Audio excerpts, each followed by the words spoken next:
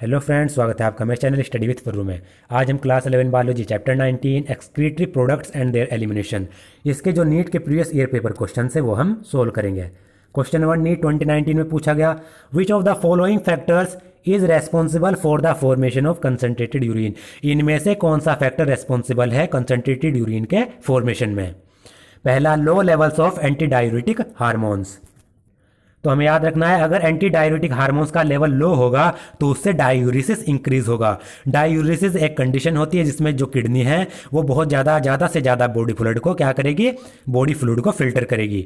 और अगर ज़्यादा से ज़्यादा बॉडी फ्लूइड फिल्टर होगा तो उसमें डाइल्यूट जो यूरिन है वो फॉर्म होगा, ना कि कंसनट्रेटेड। तो ये हमारा ऑप्शन नहीं हो सकता।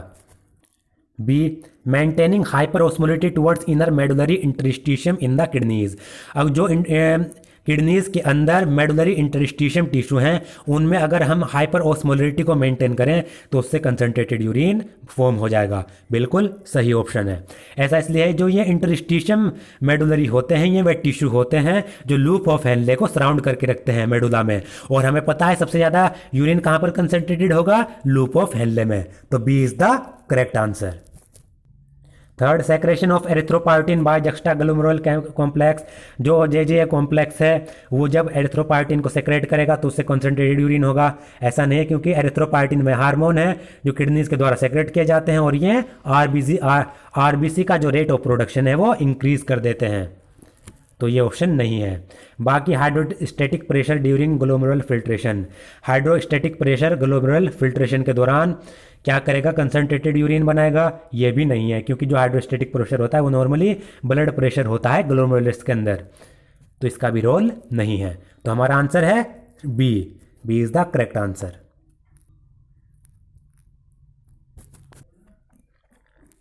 Match the items given in column first with those in column second. Column first को कॉलम सेकंड से मैच करना है, करेक्ट ऑप्शन सेलेक्ट करना है। तो अगर हम इसमें सबसे पहले देखें, हमें सबसे इजी क्या लग रहा है, गाउट। गाउट में क्या होता है, जो जॉइंट्स हैं उनमें यूरिक एसिड एक्यूमुलेट हो जाता है। तो बी का फर्स्ट, क्योंकि एनसीईआरटी में दिया है, तो बी का फर्स्ट सिर्फ दिया हुआ है फोर्थ ऑप्शन में, बाकी किसी में भी बी का फर्स्ट नहीं दिया गया है। तो हमें एक ऑप्शन से ही पता लग गया कि हमारा आंसर क्या है, फोर्थ। इसमें दिया गया है ए का फोर्थ ग्लाइकोसूरिया। ग्लाइकोसूरिया में क्या होता है, नेफ्रेटिस यूरिन में ग्लूकोज की प्रेजेंस होती है, ग्लूकोज एक्यूमुलेट हो जाता है। तो ए का फोर्थ। और इसमें दिया गया है सी का सेकंड रीनल कैल्कुलाई। इसमें क्या हो जाता है, किडनी के अंदर स्टोन्स, जिसे स्टोन्स कहते हैं, या क्रिस्टलाइज सोल्ट्स के मास एक्यूमुलेट हो जाते हैं। और डी का थर्ड दिया गया है इसमें ग्लोमेरुलर। इसमें क्या होता है, इन्फ्लामेशन होता है ग्लोमेरुलाई में। तो fourth is the correct answer.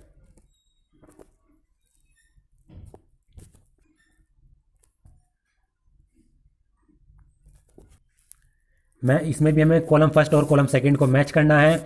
इधर कॉलम फर्स्ट में कुछ फंक्शंस दिए गए हैं, इधर इनके एक्सक्रीटरी सिस्टम के पार्ट दिए गए हैं। इसमें भी अगर हम सबसे इजी देखें, सबसे ज़्यादा यूरिन का कंसंट्रेशन कहाँ होता है, हमने ऊपर भी क्वेश्चन में किया था, हेनलेज लूप में।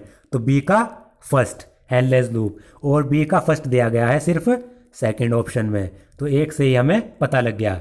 बाकी जो अल्ट्रा फिल्ट्रेशन होता है वो मालफिजियन कॉर्पसल में होता है, और जो यूरिन का ट्रांसपोर्ट होता है वो यूरिटर में होगा, और जो यूरिन का स्टोरेज होगा वो कहाँ पर होगा हमें पता है, यूरिनरी ब्लैडर में।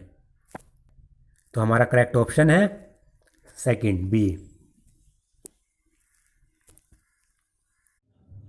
क्वेश्चन नंबर 4 नीट 2017 में पूछा गया है, a decrease in blood pressure या volume will not cause the release of.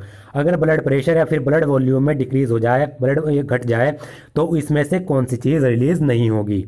तो ब्लड प्रेशर या ब्लड वॉल्यूम के घटने से एट्रियल नाट्रियूरेटिक फैक्टर रिलीज नहीं होता है, एएनएफ। तो A is the correct answer. ऐसा इसलिए है क्योंकि जब भी हार्ट के एट्रिया में ब्लड फ्लो बढ़ता है तो उससे ही एएनएफ रिलीज होती है, ना कि डिक्रीज होने से। जब ब्लड प्रेशर इंक्रीज होगा तो एएनएफ तब रिलीज होगा। Which of the following statement is correct. इनमें से कौन सा स्टेटमेंट करेक्ट है। पहला, the descending limb of loop of Henle is impermeable to water. Loop of Henle का जो डिसेंडिंग लिम्ब है वो वाटर के लिए इम्परमेबल होता है। गलत है, क्योंकि जो डिसेंडिंग लिम्ब होता है लूप ऑफ हेनले का वो वाटर के लिए परमेबल होता है और इलेक्ट्रोलाइट्स के लिए इम्परमेबल होता है।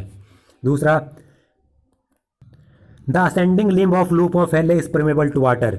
लूप ऑफ हेनले का जो असेंडिंग लिम्ब होगा वो क्या होगा, वाटर के लिए परमेबल होगा। ये भी गलत है क्योंकि असेंडिंग लिम्ब क्या होगा, वाटर के लिए इम्परमेबल होगा और इलेक्ट्रोलाइट्स के लिए परमेबल होगा। Third, the descending limb of loop of Henle is permeable to electrolytes. जो लूप ऑफ हेनले का डिसेंडिंग लिम्ब है वो इलेक्ट्रोलाइट्स के लिए परमेबल होता है, डिसेंडिंग लिम्ब इलेक्ट्रोलाइट्स के लिए इम्परमेबल होता है। तो ये भी गलत ऑप्शन है। D, the ascending limb of loop of Henle is impermeable to water. Loop of Henle का असेंडिंग लिम्ब वाटर के लिए इम्परमेबल होगा, बिल्कुल सही है। तो D is the correct option. इसमें हमें बस दो चीज़ें याद रखनी है। अगर हम डिसेंडिंग की बात करें तो डिसेंडिंग वाटर के लिए तो क्या होता है, परमेबल होता है, और इलेक्ट्रोलाइट्स के लिए क्या होता है, इम्परमेबल होगा इलेक्ट्रोलाइट्स के लिए। और असेंडिंग लिम्ब क्या होगा, इसका बिल्कुल ऑपोजिट होगा। असेंडिंग लिम्ब वाटर के लिए इम्परमेबल होगा, इलेक्ट्रोलाइट्स के लिए परमेबल होगा। तो बस ये हमें दो चीज़ें याद रखनी है। The part of nephron involve in active reabsorption of sodium is. Nephron का वह पार्ट बताना है जिसमें सोडियम का एक्टिवली रीअब्जॉर्प्शन होता है, तो वो है proximal convoluted tubule, PCT. PCT वह नेफ्रॉन का पार्ट है जिसमें सोडियम का एक्टिवली रीअब्जॉर्प्शन होगा, हमें ये याद रखना है। क्वेश्चन 7 AIPMT 2015 में पूछा गया, human urine is usually acidic because. जो ह्यूमन यूरिन होता है वो यूजुअली एसिडिक क्यों होता है। तो हमें पता है कोई भी चीज़ एसिडिक कब होगी, हाइड्रोजन की कंसंट्रेशन पर डिपेंड करती है। जब हाइड्रोजन की कंसंट्रेशन उसमें कम होगी, हाइड्रोजन की कंसंट्रेशन उसमें जब ज़्यादा होगी तब वो एसिडिक होगा, जब हाइड्रोजन की कंसंट्रेशन कम होगी तो वो बेसिक होगा। तो इसमें पोटेशियम सोडियम की दी गई है, इसका कोई रिलेटेड नहीं है। बी हमारा आंसर है, hydrogen ion are actively secreted into the filtrate, क्योंकि जो हाइड्रोजन आयन से वो लगातार एक्टिवली फिल्ट्रेट में सेक्रेटेड किए जाते हैं, इसके कारण ह्यूमन यूरिन क्या हो जाता है, एसिडिक हो जाता है। बाकी सोडियम ट्रांसपोर्ट एक्सचेंज से भी इसका कोई रिलेशन नहीं है, और प्लाज्मा प्रोटीन से भी इसका कोई रिलेशन नहीं है। तो B is the correct answer. Which of the following does not favor the formation of large quantities of dilute urine? इनमें से कौन सा जो डाइल्यूट यूरिन बनता है उसकी लार्ज क्वांटिटी के फॉर्मेशन को फेवर नहीं करता। तो सिंपल हमें पता लगा ये क्या फेवर करेगा, कॉन्सेंट्रेटेड यूरिन को। इसका आंसर है रेनिन। अब रेनिन क्यों है, इसका रीज़न है, रेनिन क्या है, रेनिन सबसे पहले तो जक्स्टाग्लूमेरुलर सेल से सेक्रेट किया जाता है। ये इसका फंक्शन क्या है, ये रेनिन क्या करेगा, प्लाज्मा प्रोटीन एंजियोटेंसिन को एक्टिवेट कर देगा। उसके बाद जो ये एंजियोटेंसिन है ये एंजियोटेंसिन फर्स्ट में कन्वर्ट हो जाएगा, उसके बाद एंजियोटेंसिन फर्स्ट कन्वर्ट हो जाएगा एंजियोटेंसिन सेकेंड में। और एंजियोटेंसिन सेकंड का फंक्शन क्या है कि ये वाटर और NaCl की जो रीअब्जॉर्प्शन है प्रोक्सिमल कॉन्वोल्यूटेड ट्यूब्यूल में उसको इंक्रीज कर देता है। पीसीटी से वाटर और NaCl ज़्यादा से ज़्यादा रीअब्जॉर्ब होते हैं, और जब प्रोक्सिमल कॉन्वोल्यूटेड ट्यूब्यूल में वाटर रीअब्जॉर्ब हो गया तो उससे कंसंट्रेटेड यूरिन बन गया। तो रेनिन क्या कर रहा है, कंसंट्रेटेड यूरिन के फॉर्मेशन को फेवर कर रहा है, ना कि डायल्यूटेड यूरिन को। तो A is the correct answer. Question number 9 AIPMT 2014 में पूछा गया, which of the following causes an increase in sodium reabsorption in the distal convoluted tubule. इनमें से कौन सा डिस्टल कॉन्वोल्यूटेड ट्यूब्यूल DCT में सोडियम के रीअब्जॉर्प्शन को इंक्रीज करता है।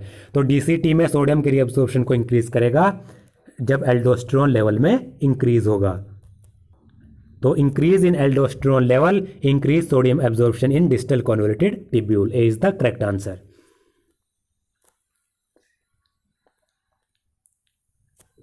क्वेश्चन नंबर 10 नीट 2013 में ये पूछा गया है, the maximum amount of electrolytes and water 70 to 80% from the glomerular filtrate is reabsorbed in which part of the nephron.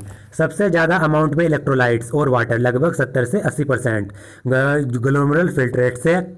तो ग्लोमेरुलर फिल्ट्रेट से सबसे ज़्यादा मैक्सिमम अमाउंट में जो इलेक्ट्रोलाइट्स और वाटर हैं वो नेफ्रॉन के किस पार्ट में रीअब्जॉर्ब किए जाते हैं, ये हमें बताना है।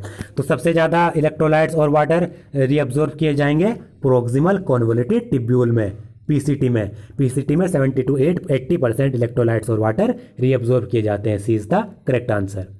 दोस्तों आज का मेरा वीडियो अगर आपको पसंद आया हो तो प्लीज़ मेरे चैनल को सब्सक्राइब करें, शेयर करें और लाइक करें।